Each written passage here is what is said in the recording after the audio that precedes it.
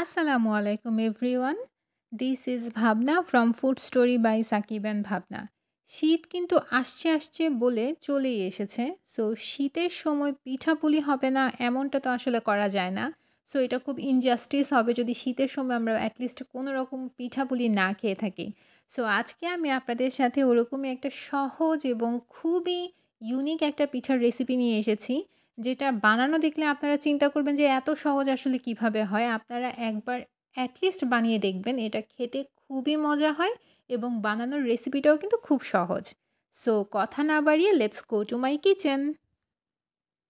আজকের এই পিঠাটা হচ্ছে ম্যাড়া পিঠা। অনেকে ম্যাড়া পিঠা বলে, অনেকে ছাইয়া পিঠা বলে, অনেকে আবার বলে যে এটা নাকি পাহাড়িদের পিঠা। সো একেক মানুষের কাছে এই পিঠাটা একেক রকমভাবে পরিচিত। সো এই পিঠাটা বানানোর জন্য সবার ১ম এ আমি এখানে নিয়ে নিয়েছি একটুখানি পানি। পানিটা হচ্ছে আমি অলমোস্ট ২ কাপের মতো নিয়েছি। আমি আসলে পিঠাটার জন্য যে ডোটা তৈরি করব সেটাই হচ্ছে আমি এখন প্রিপেয়ার করে নিচ্ছি। এখানে আমি সবার ১ম এ পানিটা যখন একটুখানি ফুটে উঠছিল তখন দিয়ে দিয়েছি একটুখানি লবণ আর এখন দিয়েছি গুড়। আপনারা গুড়ের পরিবর্তে চিনিও ব্যবহার করতে পারেন কিন্তু চিনি ব্যবহার করলে পিঠার কালারটা কিন্তু এতটা সুন্দর আসবে না। সো আপনারা চেষ্টা করবেন গুড়টাই ব্যবহার করার। গুড়সহ পানিটা যখন ফুটে উঠবে অর্থাৎ গুড়টা কিন্তু পুরোপুরি মেল্ট হয়ে গিয়েছে পানির সাথে।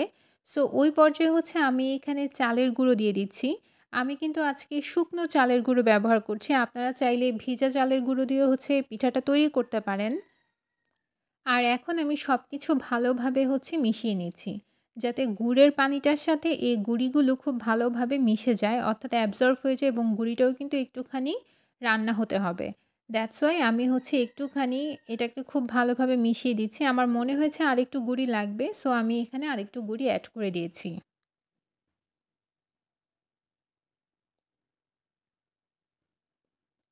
সবকিছু ভালোভাবে আমি এখানে মিশিয়ে আমি অলমোস্ট ৫ মিনিটের মতো হচ্ছে এটাকে একটু রান্না করব। তেমন বেশি কিছুই না। আমরা আসলে যেভাবে রুটি বানানোর জন্য হচ্ছে ডোটা মাখি, ওইভাবেই হচ্ছে মেখে নিতে হবে। সো আমি কিন্তু এটাকে রেস্টে রেখে দিয়েছিলাম। আমি অলমোস্ট ১০ মিনিটের মতো হচ্ছে এটাকে চুলাটা অফ করে ঢেকে রেখেছিলাম। তারপর হচ্ছে একটু গরম থাকা অবস্থায় হচ্ছে আমি এটাকে এখন মথে নিব। অবশ্যই এই কাজটা কিন্তু একটু গরম থাকা অবস্থায় করতে হবে। একটুখানি কষ্ট হলেও এটা গরম থাকা অবস্থায় করলে হচ্ছে ডোটা আপনার বেশি একটা হার্ড হবে না। সো আপনারা যখন যেকোনো পিঠাই বানান না কেন চালের গুঁড়ো দিয়ে সেক্ষেত্রে আপনারা চেষ্টা করবেন এরকম একটুখানি গরম থাকা অবস্থায় ডোটা মেখে নেয়ার। আমার ডোটা কিন্তু পারফেক্টলি মাখা হয়ে গিয়েছে। আপনারা দেখে নিশ্চয়ই সেটা বুঝতে পারছেন।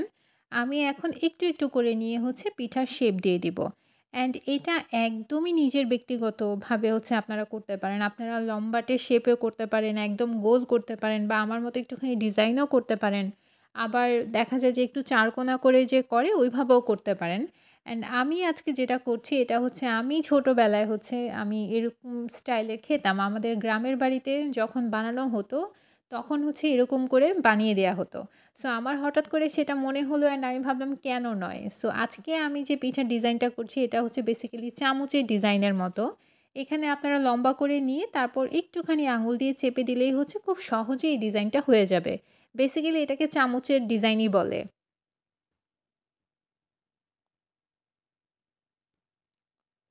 আমি কিন্তু আপনাদের সুবিধার জন্য ২-৩ টি হচ্ছে বানিয়ে দেখাচ্ছি যাতে আপনারা একদম বুঝতে পারেন। খুব ইজি, তাই না? আসলে কোনো ঝুট-ঝামেলা নাই। কোনো রকম ডিজাইন মানে গোল হলো কি হলো না, চারকোনা হলো কি হলো না এরকম কোনো প্যারা নাই। জাস্ট লম্বা করবেন তারপর হচ্ছে আঙুল দিয়ে একটুখানি চেপে দিবেন। হয়ে গেল চামচ ডিজাইন। আমি কিছু চামচ ডিজাইনের করেছি, কিছু আবার গোল করেছি। সো আপনারা যেকোনো একটা ডিজাইনের হচ্ছে এই পিঠাটি তৈরি করতে পারবেন। আর দেখুন একদম মনে হচ্ছে না যে চামচের মতো লাগছে পুরো? আসলেই চামচের মতো লাগছে। আর কিছু আমি লম্বাটে রেখেছি। আমার পিঠাগুলো কিন্তু একদম রেডি হয়ে গিয়েছে। This is the final look. আপনারা দেখতেই পাচ্ছেন পিঠাগুলোর ডিজাইনটা কতটা সুন্দর লাগছে দেখতে। আমার কাছে তো ভালোই লাগে। আর ছোটবেলার একটা মেমোরিজও আপনাদের সাথে শেয়ার করে নিলাম।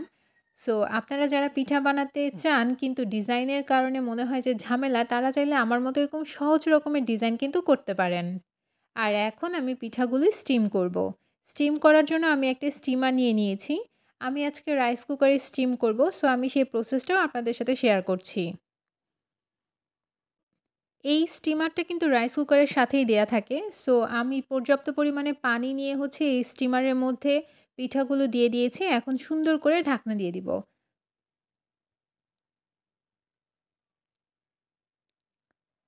পানির পরিমাণটা কিন্তু এমনভাবে রাখবেন যাতে হচ্ছে পানি যখন ফুটতে থাকবে তখন যাতে পিঠার গায়ে ওরকমভাবে না আসে। সো পানির যে পরিমাণটা সেটা কিন্তু একটুখানি বুঝে দিবেন।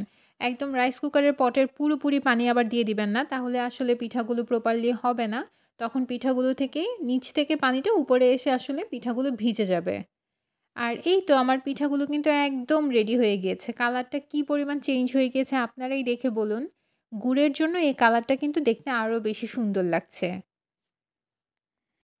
ম্যাড়া পিঠা বলুন কিংবা ছাইয়া পিঠা বলুন যে নামেই আপনারা ডাকুন না কেন এই পিঠাটা খেতে কিন্তু খুবই মজা হয়। আর আমি কিন্তু সবগুলো চামচ শেপে করিনি, কিছু গোলও রেখেছি কিছু লম্বাও রেখেছি, সবগুলোই আমি আপনাদের সাথে একটুখানি দেখিয়ে দিচ্ছি।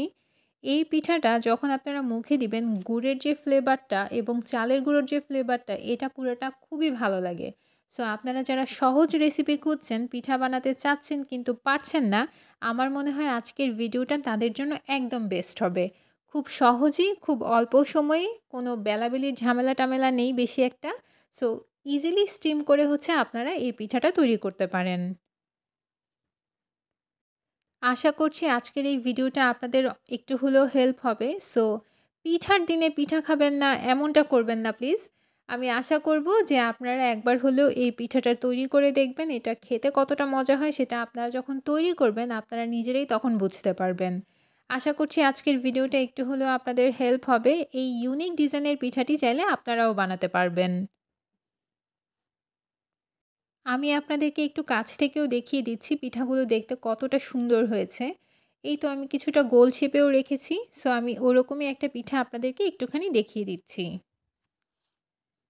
আজকের এই ইউনিক পিঠাটা একবার হলেও ট্রাই করবেন আর অবশ্যই কমেন্ট সেকশনে আমার সাথে ছবি শেয়ার করতে ভুলবেন না। আজ এই পর্যন্তই, সবাই ভালো থাকবেন, সুস্থ থাকবেন। আজকে প্রথম যারা আমাকে দেখছেন তাদের কাছে একটা রিকোয়েস্ট রইল, প্লিজ আমার চ্যানেলটা সাবস্ক্রাইব করবেন। আর পুরাতন যারা আছেন তাদের জন্য অনেক অনেক দোয়া, অনেক অনেক ভালোবাসা। সবসময় আপনাদের জন্য দোয়া করি। আপনারাও আমার জন্য দোয়া করবেন যাতে আমার এই চ্যানেলটা আরও বড় হতে পারে। Thanks for watching. আল্লাহ হাফেজ।